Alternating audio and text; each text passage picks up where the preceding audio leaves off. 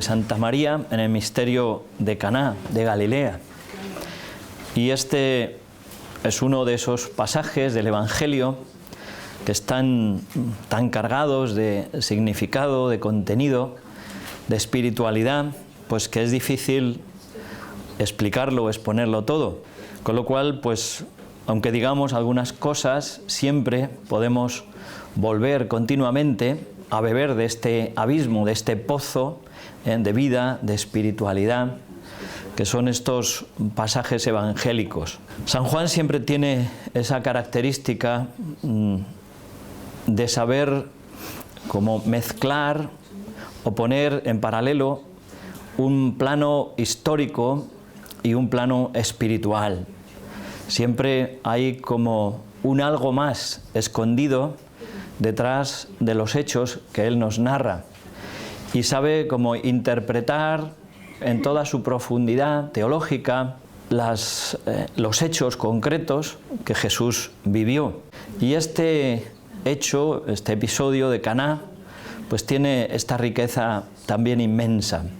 ¿Cuál es el plano histórico que podemos ver? Pues una boda real, donde ha sido invitada la madre de Jesús. Y después también Jesús y sus discípulos fueron invitados.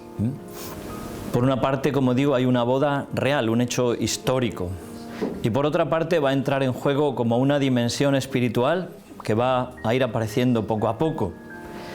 El novio, la hora, el vino, todo esto nos está hablando de esa realidad espiritual que va a ser el misterio de la redención. En paralelo con esto está el misterio de las bodas del Cordero, donde Jesús mismo es el novio y donde se va a realizar ese desposorio de Dios con los hombres. Esa boda del Cordero que se ha anunciado en los profetas, el banquete mesiánico, con la abundancia de vinos, que es lo que vamos a ver en este episodio de Caná. Es una riqueza desbordante, algo que sobrepasa las expectativas de los que están viviendo este episodio. Y en primer lugar, pues aparece la Virgen Santísima, nuestra Madre.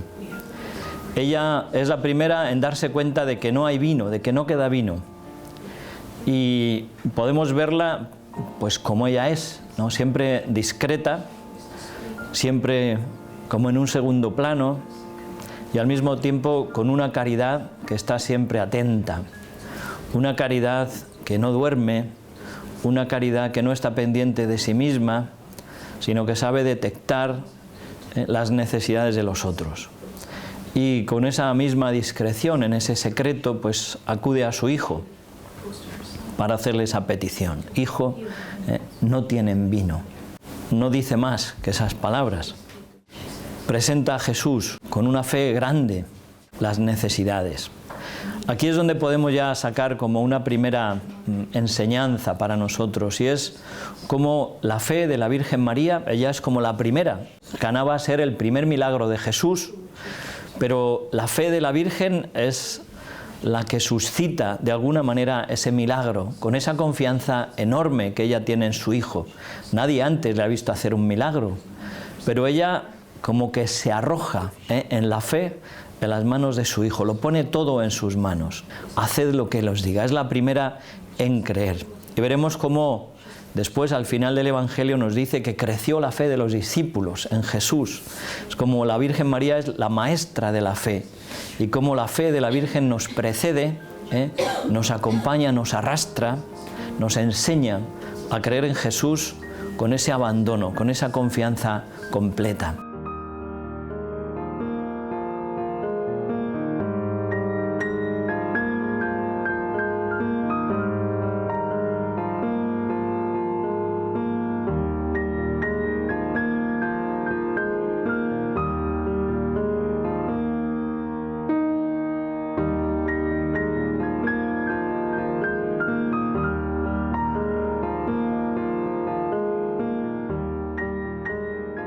La respuesta de Jesús es difícil, ¿eh? Se han dado muchas distintas interpretaciones, son unas palabras como misteriosas. Literalmente es como ¿qué a ti y a mí? O ¿qué tengo yo que ver contigo? Son unas palabras, como digo, difíciles de interpretar. De hecho, pues me parece que es en el Evangelio de San Marcos, pues esas mismas palabras, bueno, son exactamente igual, pero porque uno es San Juan y otro San Marcos, tienen una distinta manera de pensar, pero esas mismas palabras en griego aparecen en boca de un demonio diciéndole a Jesús, ¿qué tienes tú que ver con nosotros?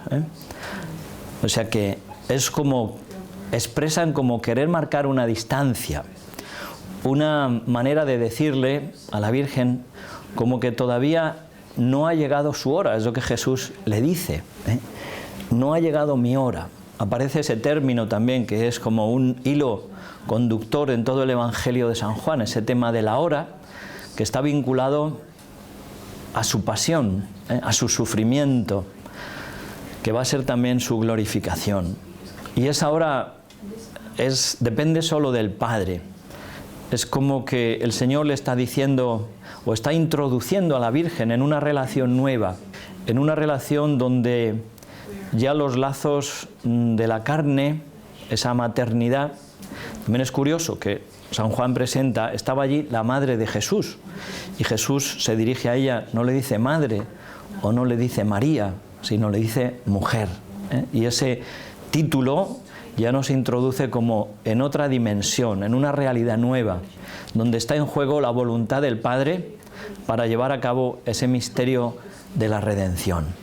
Y la Virgen nuevamente se abandona en la fe. Haced lo que Él os diga. Modelo de obediencia, de confianza, de fe. Lo deja todo en las manos de su Hijo y sabe cómo retirarse en esa confianza. Y Jesús empieza, pues, a actuar, ¿no? Les pide a los sirvientes que llenen las tinajas de agua. Por una parte, las tinajas se usaban para las purificaciones de los judíos y es como un dato que nos indica como la superación de la ley antigua, de cómo ese rito de purificación en el agua pues va a caducar y cómo la purificación nueva nos viene por ese vino nuevo que va a ser también la sangre del Señor. Y al mismo tiempo hay una sobreabundancia. Me parece aproximadamente cada tinaja de esas podía contener unos 90 litros. Si eran 6 tinajas, pues 9 por 6, 54, 540 litros de vino, ya es vino abundante. Por muchos comensales que hubiera, pues hay una sobreabundancia. Y la sobreabundancia pues es siempre también como una de las características de Dios. Como Dios, dice San Juan, también da el Espíritu sin medida. Ahí vemos la multiplicación de los panes y los peces. Es decir, Dios no es un Dios que derrame su gracia o su amor con cuentagotas, sino que es un Dios que se derrocha. No tiene miedo de agotarse porque es infinito en su amor, en su realidad, en su misericordia. Entonces Él se da siempre con esa sobreabundancia. Y es también una muestra de la sobreabundancia de vida. Yo he venido para que tengan vida y la tengan en abundancia. Pues esto es lo que se nos hace presente a través de esta realidad del misterio de Caná y la transformación del agua en vino.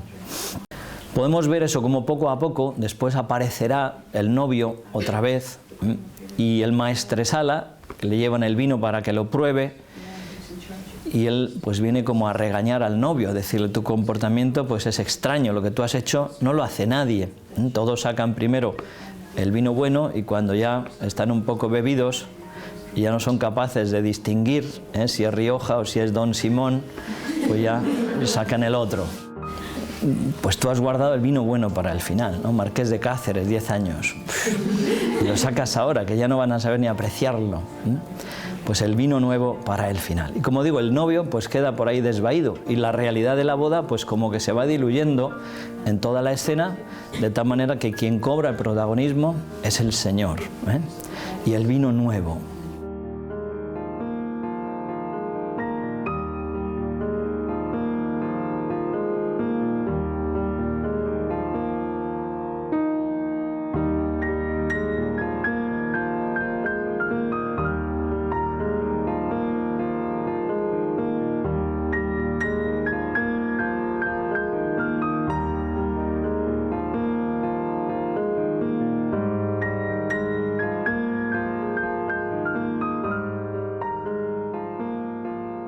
San Juan también presenta a Jesús como el novio. Esto es el capítulo 2 de San Juan.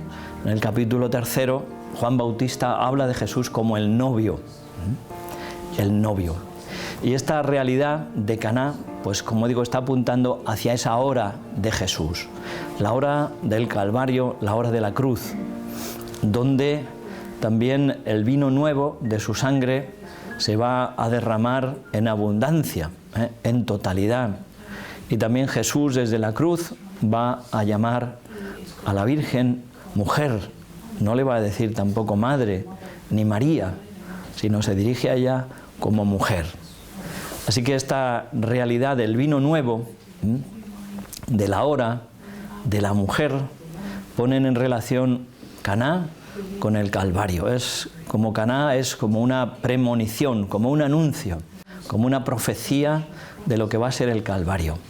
Y allí también dice, al final de este episodio, así, Jesús manifestó su gloria. Pues fíjense cómo para San Juan la gloria precisamente se manifiesta a través de la cruz, a través de la pasión. Padre, glorifica tu nombre. Y se oyó una voz del cielo, lo he glorificado y lo glorificaré. Pues Caná nuevamente es anuncio de esa gloria que contemplamos en la pasión de Jesús, en su muerte, donde hay como esa manifestación del amor de Dios por los hombres. San Juan en todo su evangelio hace mucho hincapié, insiste mucho en el tema de la revelación, de la luz, de la manifestación. De hecho, pues él señala en el prólogo a Dios, nadie lo ha visto jamás, el Hijo único del Padre es quien lo ha dado a conocer. Y precisamente ahí en la cruz es donde se produce esa revelación plena del amor de Dios por los hombres.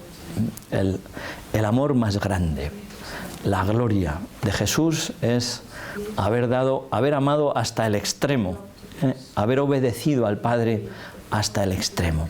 Así que esa obediencia de la Virgen María es la que ella vivió y que nos enseña a hacer lo que Él os diga, es la misma obediencia de Cristo. La Virgen obedece en Cristo, obedece como Cristo. Ahí siempre, ella está siempre vinculada a su Hijo, depende de Él, vive para Él.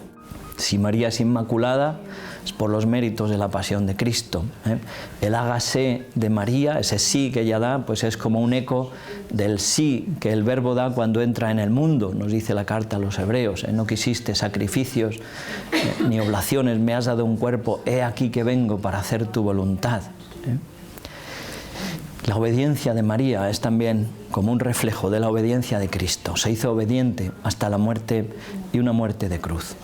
Pues esto es lo que la Virgen nos enseña y lo que este episodio de Caná nos revela. Como digo, es un pozo sin fondo. Muchos o cada uno de estos aspectos se puede profundizar, se puede meditar mucho más, pero lo importante es que nos acerquemos como con humildad, con un espíritu contemplativo, con un espíritu que pide a la Virgen Santísima, a nuestra Madre, pues que ella interceda por nosotros. El Papa Benedicto pues, tenía una oración muy bonita y le decía que pidiendo a la Virgen, la hizo en Fátima, Madre, tú pronuncia nuevamente esa palabra tuya eficaz, no tienen vino, para que el Padre y el Espíritu Santo derramen sobre nosotros, el Padre y el Hijo derramen sobre nosotros una nueva efusión del Espíritu Santo. Pues vamos a pedir eso a la Virgen nuestra Madre. Nuevamente, la Eucaristía es Caná, las bodas del Cordero, el Calvario, la mujer al pie de la cruz, el vino, la sangre de Cristo que se nos da de manera generosa, abundante, y la Virgen que nos enseña la fe y la obediencia. Pues vamos a intentar vivir con estas disposiciones, que así sea.